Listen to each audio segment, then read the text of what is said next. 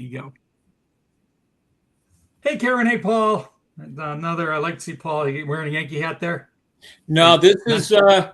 old guy's rule. Old guys rule. Okay, yeah, because we I both think took a it lot says on on the chin back, today, I the guess, older I right? get, the better I was. There you go. There you go. Yeah, we both And took a I little am bit. kind of the patriarch and the senior statesman in this elite group of three. Yes. Oh, yeah. And then you have the next gen in our family in general, right? The senior statesman. Yeah. So it's good. So no, great. Well, Karen, good to see you. I think Paul, we muddled through last week without you, but great to have you back. So I watched you. I don't think you muddled. I think maybe Limped. the We limped. equality was elevated. no, no, You no. No, addition by subtraction. no, no, no, no, no. We were missing the Yeah. elder statesman. There you go. So it's good. Well, And it's Greg, fun. the Red Sox were tied for second for what, about 30 Yeah, minutes? I did get a post on Facebook about it while they were tied when for they the were when they 32nd. changed the Green Monster for Exactly. about 45 minutes, and so Exactly. I mean that was a Exactly. miracle comeback by the No, Yankees against the Braves. But no, that was great. they enjoyed it in Fenway for about 30 40 minutes. Exactly. Listen, we take our moments of glory when we get them. We just Well, enjoy them and soak them quite in. frankly, I'm a little anxious about the whole Red Sox thing. I am Yeah. not. I think they play at the end of the month or the beginning of Yeah, they're September. I think playing it's a the four-game. last 4 days of August. I think we're gonna, or Yeah, August that's 28th to 30th. We're gonna try to get, or 27th or 28th to 30th. We're gonna try to go up. I think BC's having a thing on the Sunday.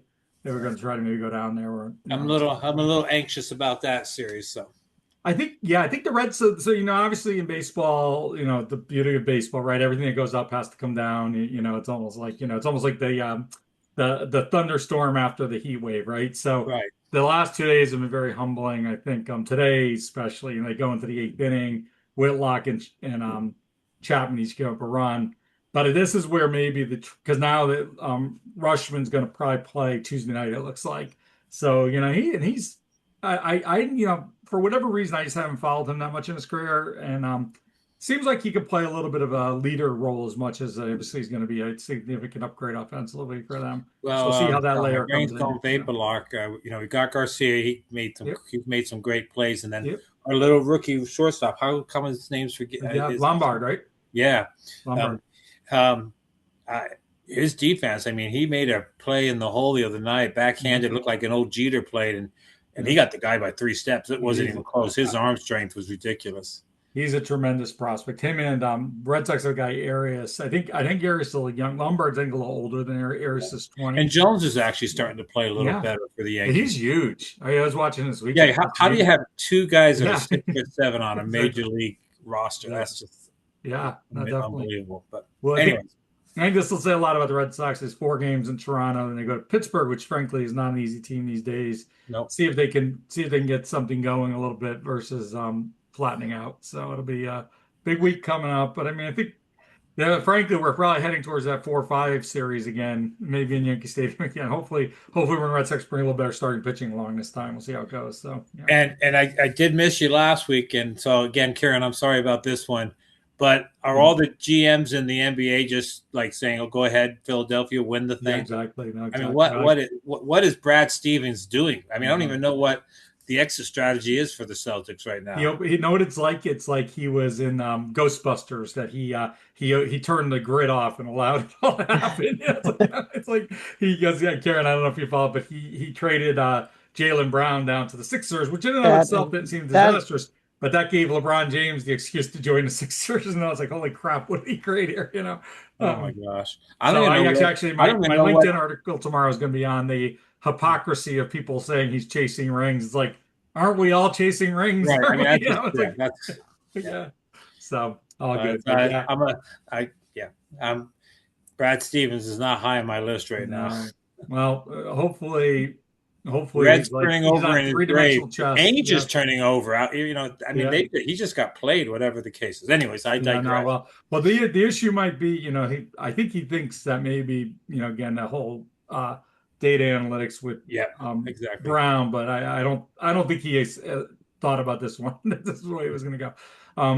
But it's funny. Tuesday night when I was originally going to do it, we were fortuitously in doing it same night as the big primary in Michigan, and you guys like got going on nauseum. Got special interest in things that happen in Michigan.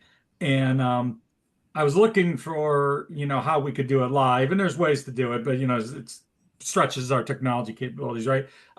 Because I thought, hey, we'd have the returns coming and blah blah blah. And then as we got closer, and El Said was up like 10 points in the polls, I was Right. thinking it's not gonna be that competitive. It's not worth going crazy. But it did turn out to be pretty competitive. I think by the end of the night you could see that it was a lot closer than people thought it was, but it's still not gonna go over the top. But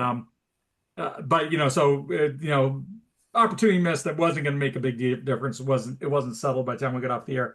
But I know I mentioned to you guys is he just seems like a tremendous politician. I mean, he Yeah. just, and again, I'm not sure if you guys have seen over the week. I was traveling, so I was able to watch a lot of MS Now. But it just seems like he is a guy who has an exact plan of how he's going to do this. And I think we'll Let's turn up. see, and Janine and I were talking the other day, and you guys can weigh in on this. And so there's part of me that is, obviously, if anyone's watching any of the episodes, they know where I'm lying, is that we got to be more aggressive, more progressive, those type of things. But there's another layer to this is also, it's about, just as we were just joking about me being the senior statesman, excuse me. We need to start weighing, into the younger generation. When I say younger, I'm talking about 40 is young, right? Sure. And in both sides of the aisle, right? It's just how old is? I mean, we still don't know if if McConnell's alive. Mhm. I'm still voting no. I know.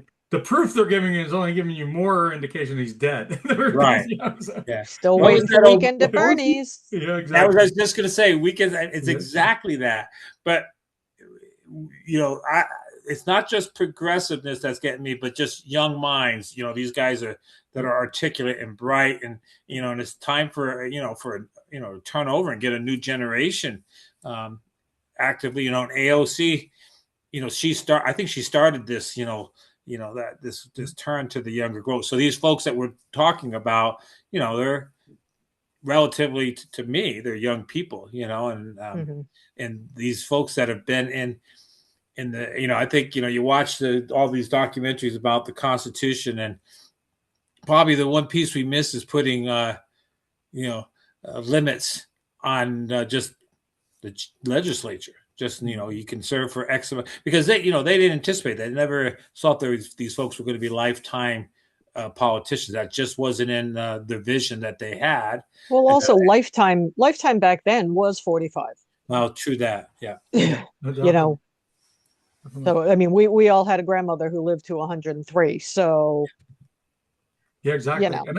And it forms an asymmetrical problem because especially if they're in, again, 400 of the 435 districts are probably fairly gerrymandered and locked in now.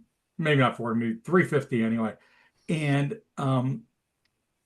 those guys can play the long game where the president can't. The president's got to worry about, I've only got 2 terms, I got 4 years. These guys are locked in, not even competitive races.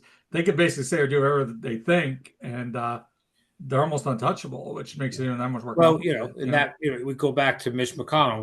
What did he say when Obama got elected? His goal was to make sure he was never going to be a 2-term elected, president, and that he would get nothing accomplished. Yeah, exactly. Now, he didn't reach his goal except for the Supreme Court nominees, but based on that very philosophy, Greg. No, exactly. I think, and I think what it has done, to the Democratic Party and specifically, because again, I think it's almost like there's just a difference in the way we're built, where the Republicans give me the guy with the R on his name, I'm voting for him. No questions asked. We've got to win the election. Democrats, I think it's a little more of a litmus test in terms of, do you agree with what I agree with? And I think one of the reasons we're moving further to the left now is because the center has had such awful spokesmen. It's like, so when you got Chuck Schumer as your standard bearer for the center of the party isn't much of a chance, and the people on the left are so articulate, and they're right. There's no doubt in my mind that again, going back to our 8 policies, that this is what they're championing. There's nothing wrong with the policies. I do worry about the perception and the attacks we're going to get, but at this point, the center's got. I mean, and again, I want to make sure that the left knows they haven't won anything until we win in November, but we can't stop what's happening now. I think it's dangerous to the party if we try to put the brakes on it. You know. I agree. And, and to me, we've talked about these central policies, universal health care, but that to me, the thing that points to the ineffectiveness of the center is Roe versus Wade being overturned. We played nice in the sandbox for 5 decades, and we got played like a bunch of fools, is what happened. And so, if that's the case, is same-sex marriage next? Where does the dominoes stop? And so I don't think the center is the answer. We've got to be incredibly aggressive and a more progressive, aggressive and progressive. I guess that rhymes. But I just don't think. I think we're boxed into the corner to seeing how ineffective this central message is going to work long term. I think the only reason same-sex marriage hasn't been overturned is because the Republicans are looking at what happened after Roe v. Wade, and they know they're going to get a similar backlash. And again, they might be worrying about it for 2028, but I don't think they're going to ever touch it. Obviously, they're past the Supreme Court system. I'm not going to touch it before these midterms. But I think before the midterm. I'm talking long term. Nothing would make Scalia and Thomas happier. Let's put it that way than to overturn it. Yep. And I think it will happen. It's they're trying to pick the right timing. And Scalia said he's going to go on for another term this week. Yeah. So. Which is great because if we, I think it's clear. I'm sorry, but because I think there is good because now Trump can't appoint. Well, and if we do get the Senate, right? I mean, if we get the Senate this year, I think we're going to have it. Probably till 2032, because of the way it lays out. And I don't think those two guys will make it. So they really could play right into our hands. Kind of what Ginsburg did to us. No, exactly. Bless her heart. One of the greatest, members of the court ever. But and Alito and Thomas. I mean, I think with a lot of these things, and again, this gets down to some of the Senate and House stuff we're talking about. It's great if they're articulate. It's great if they make arguments. It's great that Ginsburg was so well spoken, but at the end of the day, they're votes, and they're not changing anybody's mind. So Ginsburg could have written the best arguments ever. She wasn't changing any of those conservative justices' minds. Just like, Alito and Thomas, they have the same ego thing. They're not changing anybody in the left's minds because they're so whacked out. And the same thing with the senators. Nobody's changing anybody's minds. The problem with the Democrats are that right now, Jeffries and Schumer, they are our two leaders of the party because they have the most power, and they're, Jeffries not as bad as Schumer's, but they're both ineffective in it right now. They're not leading anybody anywhere right now. And again, Democrats really can't do anything, but it doesn't mean they shouldn't fight. And the perception is we're not fighting. Yeah, no, I think that's why some of the progressives are gaining so much traction is they're fighting back even verbally, right? And you don't hear anything from the other members of the party who it just feels like we're being walked all over. I think in Haley Stevens, like you going back to Tuesdays, she ran her first election in 2020 and it was district next to ours, and she was new, young, exciting. Man, I don't think any politician ever aged in 6 years. So she did not look new, young, and exciting, and anything during that thing. I mean, he had all the energy in that campaign. It was all on his side. So, I think the energy is clearly. And I think I don't know if we really talked about this, but a few years ago, I remember I was down in Florida, and MS Now was having a discussion around what it means to have a movement versus a candidate, and to have a movement, and the center I don't think there's any potential to have a movement because there's no passion there.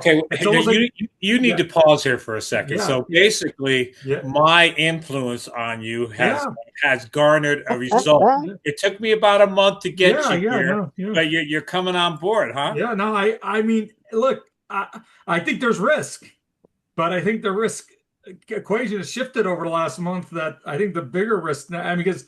I mean, if we go back to the center in this short time frame, the left is going to go completely ballistic.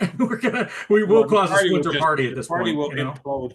I like we always say, right? The Democrats will eat their young for breakfast. I mean, they're just, and so if we want to unite the party and get a movement similar to how we've been schooled from the right, I mean, unless they're just completely naive, they've got to see the writing on the wall and say we got to go all in on on these progressive policies. And I think I think as a centrist, and again, that was the big thing when I worked on the Biden campaign in 2020. As a centrist, you kind of said and I remember doing this frankly to the Fetterman group too in 2022. Is you kind of said, hey, you can't be moving the goalpost. And this is like the guy in Pennsylvania, I think I told you I ran into at the end of the campaign in 2024, who all he was voting was on Gaza and nothing else mattered. And he thought, Harris would be no different than Trump on Gaza. And which, obviously we would all disagree with, I think. But what the center can't do now is the same thing. We told people vote blue no matter who, and you're being childish, you're moving goalposts, whatever. If we don't do the same thing, we don't get on board. We saw it, frankly, I mean, I think I've told you a little about the work Mary Alice and I did in Greenwich elections. Greenwich, as you can imagine, they went almost 100 years without having a house. That Greenwich has 3 state house districts. They went almost 100 years without having a Democrat. And now in the last 10 years, we've put Democrats in each one of those seats. We don't hold all 3 of them now. The Senate seat, same thing. 100 years, we didn't have it. We've held the Senate seat. And it's all because of Indivisible came in and took over the town and became a much more muscular Democratic Party. It went away from being Republican light. And the people, frankly, who started it got burnt out of it and aren't in town anymore. But their legacy continues. It's become a much more Democratic city because of the work they put in, So, so what are the, so take Mandani as an example and stuff. What are I'm interested to hear from both of you. What do you think are the most, I don't want to say polarizing, most popular, most powerful policies that can, really energize the movement, really pull folks, towards this type of thing? We've talked about those 8 policies that pull well, but pulling, getting people to actually vote on. I'm always dumbfounded by people voting against their own interests. I mean, that's those lower economic states in the Southeast that they vote, red all the time, and it's against their own policies. Mm-hmm. They get a lot of Medicare, Medicaid, and these type of Medicaid, I should say. And so what do we glean from these races that will become nationwide unified? And I think AOC started it, when she first came in, numbers of years. But what do you guys think what are the things that are going to gravitate people? Well, I'm gonna let Karen go because I've been talking way too much. But the board one we did. I know we started this question a couple weeks ago. We did talk about taxing the rich, so I'll just set that one's one. I think we dug in pretty deep a couple weeks ago. So Karen, I think again, if you want to go, I'll just say that's one we could kind of put off the side. We've worked on a little bit. Yeah, no, I mean, I think you're right. I think the taxing the rich is a big one. I think people are starting to get. I mean, and again, I think it comes down to affordability and how much more everyone's getting hit in all the places that we spend the money, right? And every dollar has to go further, and yet it's not. So things like healthcare, universal healthcare, SNAP benefits, Medicaid, all of those things, right? I think, and people are starting to realize the massive difference that has always existed, but even more so now between the billionaires and the regular people, or right? trillionaire, right? Or trillionaire, right? Well, that's changing daily. That's changing daily. Yeah. He's taking a big hit on X. He's taking a big hit. Good. Let him keep getting hit. My God. Yeah, But so I think, the idea that if the billionaires and the trillionaires started paying more of their, even close to their fair share, right, it could ease the burden on a lot of other people, because you'd be putting money into, things that are supposed to be, things that the government takes care of, right? I mean, obviously, healthcare is not something that we've embraced. We should, but education, taking care of the weakest members of our society, the children, the elderly. Um, you know, the problem is obviously that, the MAGA and the Republicans scream socialism, but at the end of the day, these are the programs that people actually want and they care about. They just, and again, I think, I don't know, Greg or Paul, you were just saying how, there's nuances in the Democratic Party, and I think part of that problem is again, not to hit too hard on this, but I think as a group, the Democrats are more educated, right? So they see the nuances, so they have the debates, so they're looking into different things. Whereas I think the red states tend to just say, oh, they're communists, oh, they're socialists. There isn't that critical thinking. There isn't that, well, why is this bad for me? What will this actually do to my income, my town, our services, whatever? They just go with either blind faith or uneducated faith. I don't know which one it is, and maybe it's some of both. So I think that you're going to start seeing people caring a bit more about the socialist concerns and things that if you ask individual people, they say they want. You just don't, if you don't tell them they're democratic socialism, then they're more on board with it. Greg, was it you? But I think is it Jerry Maguire that said follow the money? I can't remember which. Oh yeah, definitely. Yeah, he's right. When we talk about aid, so you talk about, is Israel 2.9 billion or 3.9? I can't always remember. I think for some reason I have 4 in my head, but I think it's in the 3 to 4 range. And what do we buy? And what do they get with that? Well, the exact dollar amount that Israel gets in U.S. aid, and we don't give them a check. We give them free equipment. Right. In military aid is exactly what they use to subsidize their Medicare for All, their version. And it goes on and on when you talk. And this is one area where Trump, I don't think, knows he's right, but he has kind of our argument that the investment that we've made in NATO over the years has allowed those industrial members of NATO, they all have some type of form of health care. Sure. And so, exactly. So the folks that are arguing against healthcare, and that gets back to what you said, Karen, some type of critical thinking at all, just a little bit. Understand, that would be their for everybody's healthcare but ours. That would be their strongest argument against NATO, frankly, if they made it. Exactly.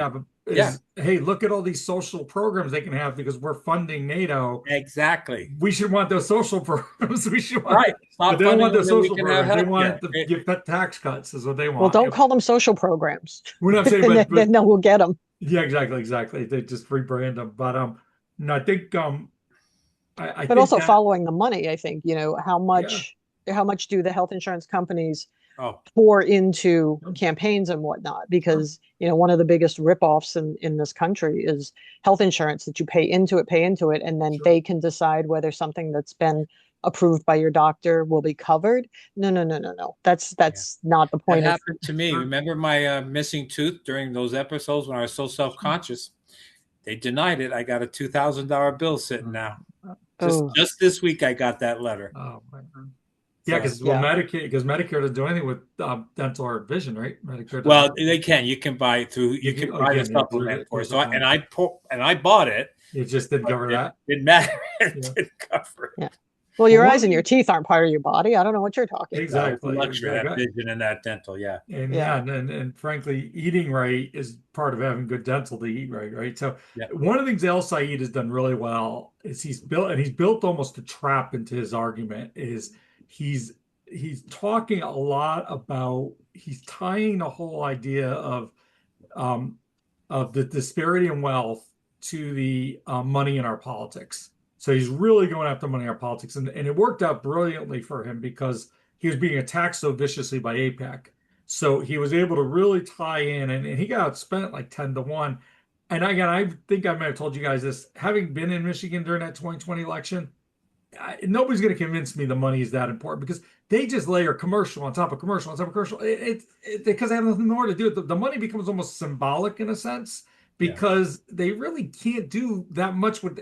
People are going to. You can only do so much with the money. You get a good ground game going, whatever.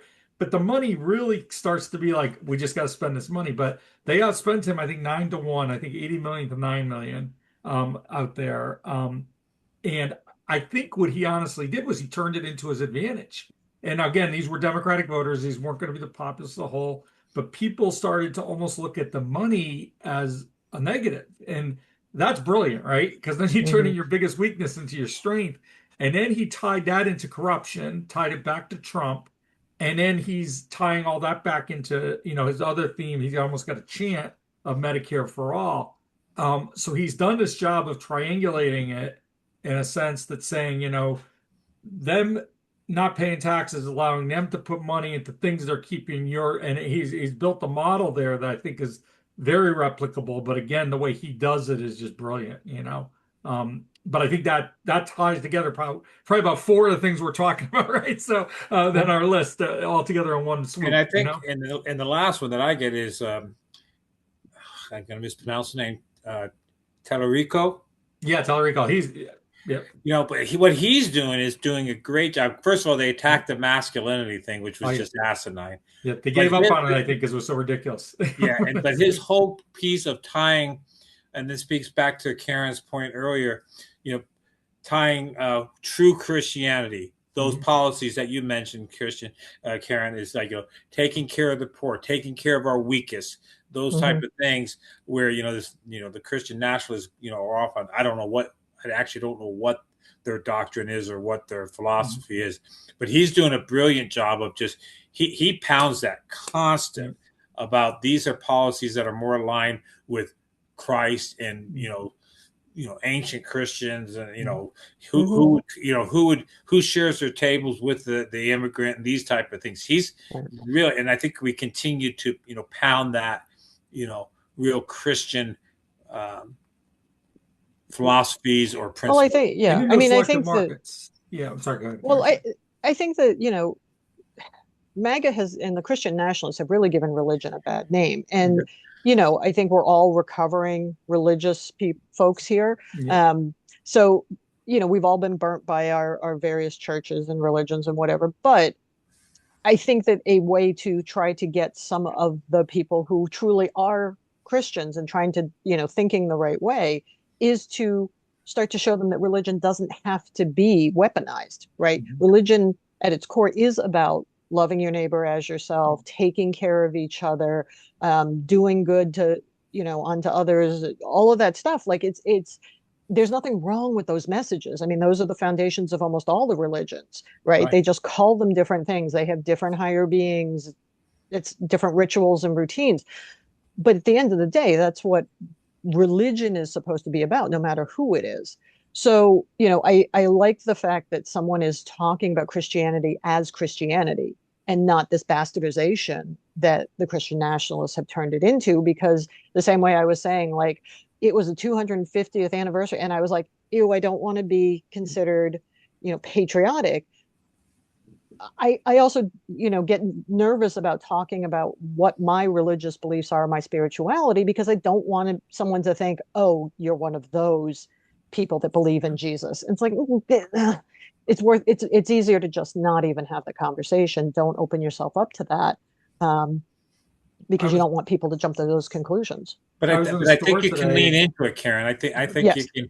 I think you're to the point now. The hypocrisy on the national Christians is so significant that you can do like Tarico, how he's mispronounced it, is doing, leaning into it. How do you, how do you help each other? How are we kind? Who would have Christ had dinner with? That's what he got. That's what he got persecuted for. Who he ate with, and who he was, with a prostitute or whatever the case may be. Lepers, yeah. And so now, that's who he is. And so, you look to that and you say, okay, Christ wouldn't be aligned with corporate religion. No. He would be aligned with, he would be one of those folks that are trying to help the homeless, trying to, whose feet did he, wash? I mean, it's just, and I think this time, it's kind of weird because I just heard myself and I didn't almost like what I said, because I don't want to leverage, being kind to each other into policy. But if we don't, then those are, like you mentioned, are weakest, are vulnerable to be taken advantage of. Look at the harm Mhm. that the big bill has done, and the folks that have lost services and these type of things. So I don't know. Again, I struggle a little bit because I don't know if I want to use it as a leverage, but we do have to speak truth to power and just say this is asinine what's going on. And if we Right. really want to be followers of Muhammad or Christ and whoever, then this is the way to do it. Right. And I think if this is truly who he is and what he believes, I don't think there's anything wrong with pointing out the hypocrisy of how Christianity has been turned upside down, right? And used to bludgeon the very weakest, the most vulnerable. Um, so like, I know what you're saying, Paul, you don't want to weaponize it. It should be, what it is, part of people's personal journeys. But again, I mean, I think pointing out the hypocrisy, why the logic isn't logicking. I think we need more people doing that and pointing it out and making people scratch their heads and go, no, wait, what? You're right. Why is, oh, Yeah. okay. And if our vote's going to create a result that is contrary to those principles of being kind and taking care of the vulnerable, then we need to be conscientious of the why and the how we're voting and what the end result of it is. Because all three of us sitting here tonight, have family members that are really at their core kind people, Mm-hmm. but vote in a different manner than we do. And so sometimes making the connection between what at the end of the row, Mm-hmm. the water at the end of the row, and what we do, and their day in and day out values, and they just don't align. So it's intriguing watching it. So as we go into this, circling all the way back around to these really progressive principles, that's the point that we have to educate and sell people on, that this is more aligned with let's just be nice to each other, man. Right. Let's be kind. Right. Well, and I think another part too of that is, and I don't know how much this will be a policy issue, but just treating every human as equal, right? I mean, women have already been pushed a hard step back with Roe versus Wade, with all of the pushback and in terms of just reproductive care. But that, immigrants, refugees, people who aren't white, they're all being forced further and further back. And so, I mean, that whole idea of just how do we treat people like people, right? How do we see every human being as having value? Except maybe And Diaper Dawn. sometimes it sounds like something's really extreme. Is it Project 2020? But that the faith advisor to our wonderful I don't want to, I call him defense secretary. I refuse to call him the war Oh, whatever. department. Secretary of But War. he's one that says there should be one vote per home. Yep. He wants to take votes, back from women. And the thing that's really frightening to me, or I don't know if frightening is a word, but sobering is probably a better word, is some of these things sound incredibly, outrageous, extreme, but we're watching these things get chipped away at one way. I mean, that's why, Mhm. that was the big pushback on the SAVE Act, right? The women that had been married were going to have to go and, document that, that they got married and their names were, changed, and these type of things. And so things that just seem like absolutely just extreme, all of a sudden, creep in and become mainstream Yep. policy. I think the funniest part of that is that JD Vance would have to prove his name changes too. Yeah. And his eyeliner but And his there's couch. actually a couple quick things was one of the things that is interesting is you brought up the components of the big beautiful bill, and this would probably be an interesting thing for the future weeks to get it documented for us. But the worst components of the big beautiful bill come into play on November 4th. They specifically scheduled it so that they would not have to run on it in the midterm. So Mm. as painful as it's been, it's going to get worse, and the SNAP benefits, etc. I think there was also an article I saw on must have been on Facebook today or something like that. It was beyond the paywall, so I didn't look at it, but I read all of a sudden you read the headlines, right? And I think it was in The Economist. There's an article. It's entitled, when did the Republicans turn away from empathy? And so I think I think it comes down to the golden rule, right? Yeah, and treat didn't we others the way you talk want to be about treated, 2 weeks ago how the GOP is leveraging that empathy is a weakness, because they said that's why we get these progressive policies, because we're couching it under the term of empathy. And so they literally come out and say that's not a great quality to have, is empathy. And that goes back to what I was saying before, the folks that we have that are family members or friends or associates or loved ones that are in that, we know they have empathy, right? But then here comes the product out the end. Yep. It's intriguing. They really shouldn't use big words they don't understand. Exactly. More than 2 syllables. I think one of the things that I thought was interesting and kind of ties a little bit to what we were thinking about for tonight was you think about how policy gets enacted, right?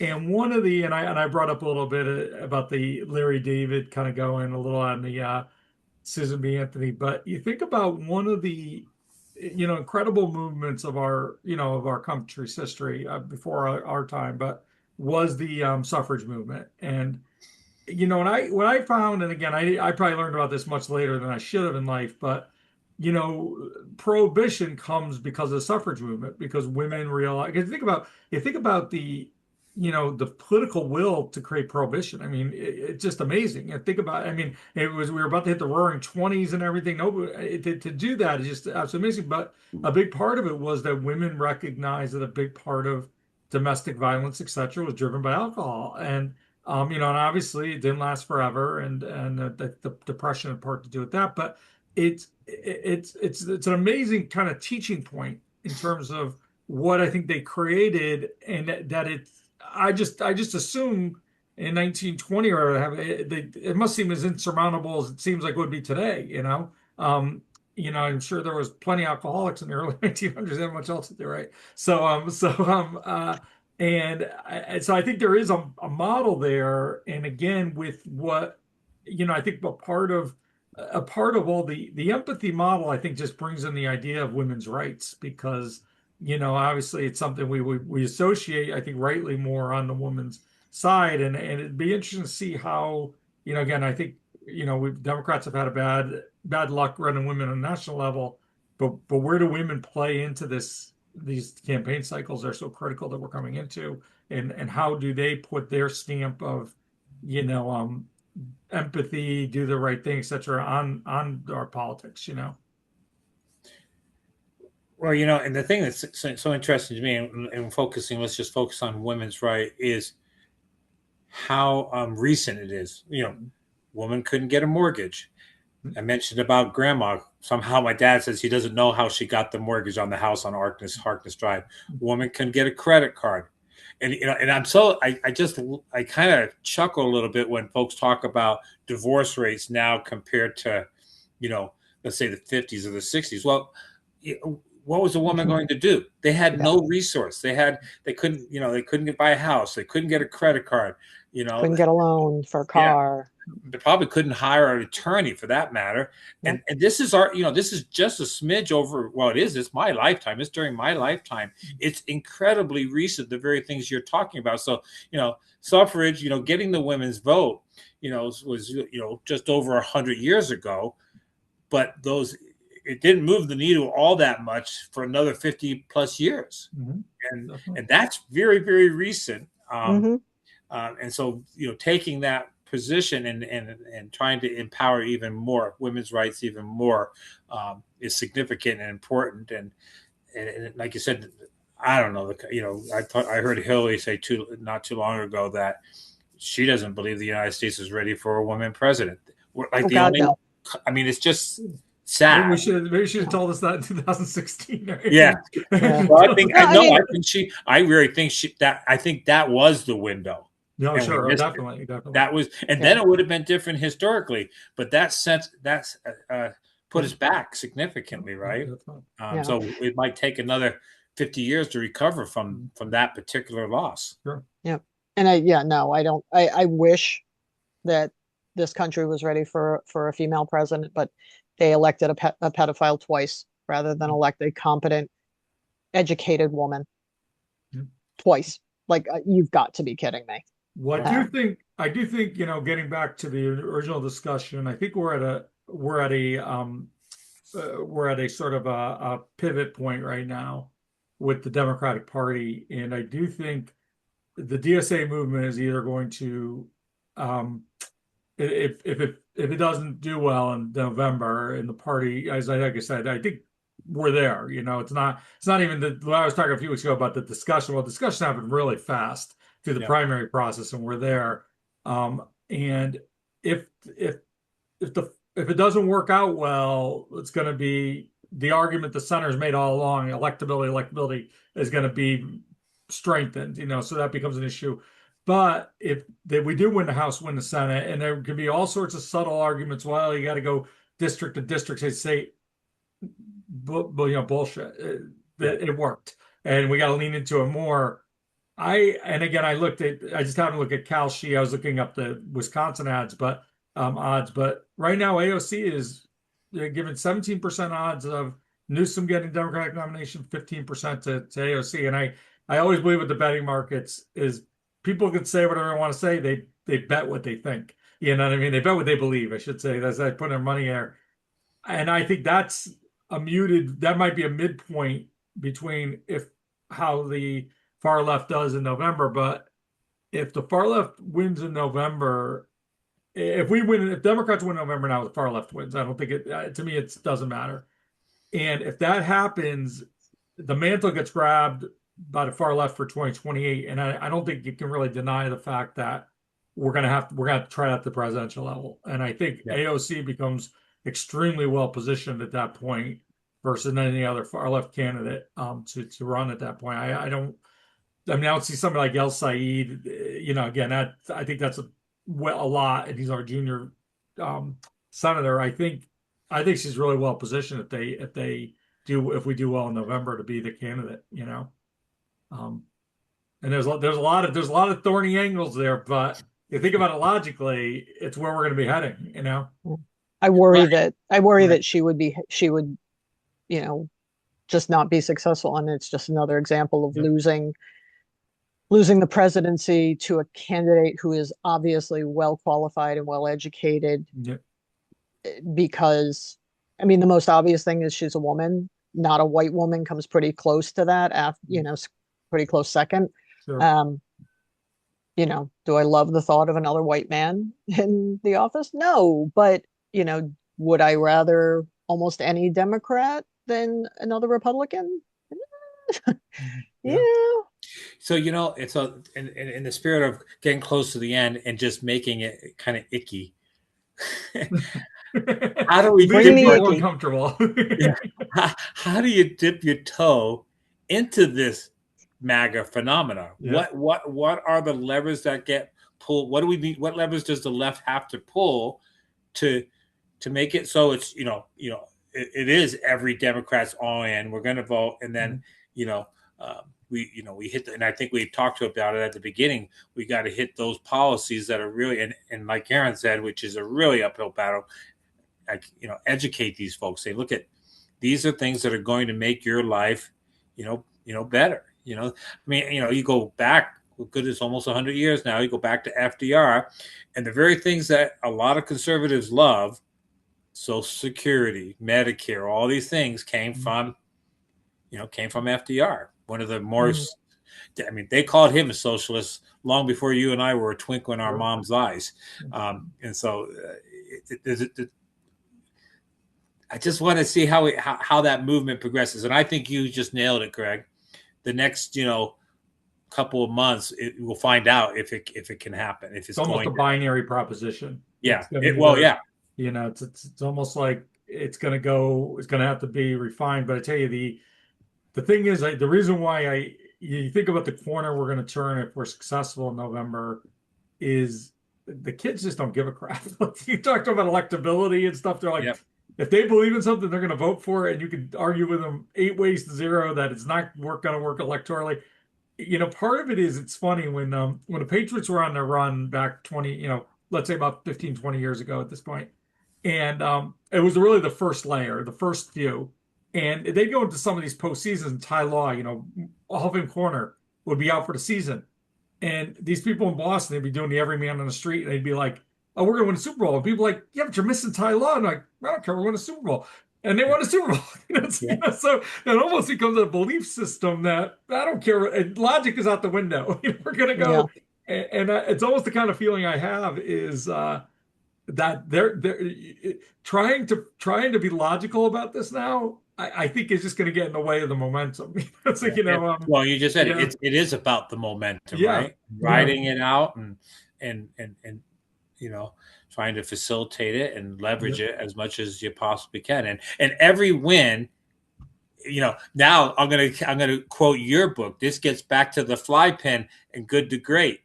Jim Collins, right? That's what's happening, right? The flywheel. No, definitely. It's the flywheel. Yeah. You can just see the very thing that he illustrates in that chapter happening right now. And the truth is, and again, you can't escape this to some extent. And but again, it is what it is at this point. We're going after the same voters Trump went after in 2016. It's the same battlefield where it's almost like in the Civil War we're fighting the same battle in Teedham and Chancellorsville or whatever. And we're going after the same people. And frankly, we're going to use the same tactics from the left. We're creating a populist discussion. I think the difference here is going to be it's authentic and it's real, and you have people who are going to try to deliver on it. But we're not going to say we're going to build a wall in Mexico. No, exactly. And but we're going to fight for the same people. How we're going to do it's going to be different. And I think the people who are doing it, I really believe that they're true believers. That's like in politics, it's always a dirty word, the true believers. But if you get a true believer who can deliver, that's a great thing. I think these are true believers. And I think it's what we're doing is trying to recreate what they did from the right, from the left. We have a convert of one. Yes. Oh, yeah. We got Greg. It took us a month, but we got Greg on board. I will tell you. We just have to have this happen person by person. That's one of my theories of politics is people are like, well, I'm only donating $1 to a campaign. The thing you got to believe is if you're making the decision, other people are making the decision at that same moment, and that's why little contributions add up because you've hit a threshold, a breaking point other people have. But I tell you, I'm a Machiavellian when it comes to politics. You got to win. Policy doesn't matter unless you win. You get all the policies you want, but if you don't win, they're all just hopes and dreams. 100%. And I think, again, I've been probably Tuesday night and then following on the following days. I do, like I said, I think I'm a little worried what's going on in Wisconsin that we might be playing into the stereotype a little bit there. But again, I've been wrong enough about this that I'm not going to try to claim that I've got it figured out. But I do think there's got to be some. But I think, again, to try to fight it now is a losing proposition. We got to go with it. Like I said, it's a flywheel now, and we got to run with it and try to keep up with it and just take it for what we got. I have it on the clock somewhere, but it's like 86 days. If we got to actually, I have 86 in the title today because we got 86:47 today. So 86 days from today is the election, but we can't. We got to take a momentum where we get it now. We can't try to fight it now. It's just to have an internal battle. The battle played out over a handful of primaries, but they've won. Not they've won. We've decided, I should say, where we're going. We got to go that way. Yeah. Cool. Yeah. Getting people to stop voting against their own interests. Exactly. And it's, and I do think, I think I'm very confident we can thread the needle in a way that will be successful. I think there's going to be a lot of people who are going to be, just a lot of people are just, they're gonna throw the red scare. They're gonna say, I think people are just sick of it. I think I really get a sense that in this election, people are just like, what, but it can't continue like this, Well, I think too, the other thing that's working in our favor is that Diaper Don and his crew have screamed fire too many times. That's for you, Paul. They've screamed fire too many times. Exactly. You're right. In a crowded theater, right? Yeah. And there's no fire. Yeah. Right. And not that obviously it's a terrible example because you should never do that. But everything that they've said has turned out not to be the way they've said it. Right. And so it's just like, I think people are now just like, what? Even people who have been diehard believers, it's like, no, but the reflecting pool, it's like, but That's Hey, what when they bring up when they anything drop going. that case, Yeah. I mean, if there was any way to massage that or turn it around and make it look like anything, they would have kept going. hmm That And to when that me guy, is and when he sues them Yeah. and wins, yeah. holy crap. Yep. That's Exhibit A too. That when they start the way and now apparently he's trying to get Janine Pirro to go the other way, and I'm sure if they give her a box of wine, she'll probably do it. But it's just but it's just it's just to me it's Exhibit A when like they always he lies like all politicians lie. It's like that one Oh is just no. bizarre. That one is Oh just no. so far out there, and I'm trying out of it's and the thing is like we didn't elect a interior designer in chief. All he's worried about are Well, we ballrooms wouldn't and have hired reflecting that pools and one. It's monuments. awful. Yeah, Yeah. I know it looks like crap, but it's all he cares about. Yep. He doesn't want to do any of the governing. He just wants to worry about interior design of things. I'm telling you, just put him in a nice Alzheimer's unit, Yeah, exactly. decorate it like the Oval Office, and Exactly. let him go. Doesn't You know what? matter if it's like as long as there's plenty of gold, it'll be fine. We know what these did, and again, I'll always, and I know you guys are cringe when I say this. I always have a little bit of a soft spot for Reagan, and again, I do think it was definitely the start of all this, no doubt Hey, we're about it. going to give you your moment, But Greg. it Yeah. came from in my mind. It was a little murkier then. It wasn't as clearly crazy as this. But what they used to do at Reagan, and again, I'm gonna make a joke about this, but it's really kind of sad. Is the Secret Service? He really enjoyed raking leaves, so he would rake the leaves up when he was in his last days as dementia, and then they would go at night, put all the leaves back out again, so he could rake them the next day. That's I think that's where we're heading with Trump. It's like, We need to let me head there create all the faster. challenges the next day for him. So Faster. Well, and Karen, what you're saying faster is to give them a thumping at midterms and just yeah, take exactly. away. Now, I will tell you, I do have some anxiety about how, given the lack of stability or the mindset, whatever way I'm trying to be somewhat kind in my word, Oh, you're so good. You're so good. thank you. But I worry a little bit if he gets thumped. Well, first of all, you said it. They've already set it up. They'll fight the elections right and left. Will be dragged into court. But even just him, I mean, does he just bunker down in the Oval Office? What does he do if he gets literally handed his tail end during the midterms? Could be troublesome. Would you? I mean, I really think he's declining so fast. He's probably going to throw a temper tantrum and poop himself. Like, Do you think part of the strategy now is it almost again this is going to sound really four-dimensional chess and probably not likely. I almost feel like part of their strategy now is they know, and again, notwithstanding any way they can play the Red Scare stuff, but um, they know they're going to get beaten in November. The question is how badly, and if it becomes something that is so obnoxious that because most people aren't tracking polls like I am, whatever, and it becomes so obnoxious that people are thinking that can't be possible. Then it plays into their hand that Right. it must have been rigged. You almost feel like they're trying to create a situation where it's so oddly, it's such an odd blue wave that it can't be possible and plays into the rigged election theory. You know what I'm saying? Because they're doing like nothing to try to help themselves electorally. Everything they're doing is hurting themselves electorally. well, I also think they suffer from a lot of hubris, right? Yeah, These yeah. are, again, a collection of people who have really not been acquainted with responsibility and taking ownership of anything in their own lives. And Yeah. so I think that there is, they're going to spin it no matter which way. It's so close. Then obviously there was, 1,000 votes that weren't counted the right way. Or if it's huge, it's like, well, obviously nobody could win that big. So it's obviously. So, I mean, I think it's the same one trick pony again, because there is no way that they understand how to accept responsibility. And just for the fact that they screwed this up.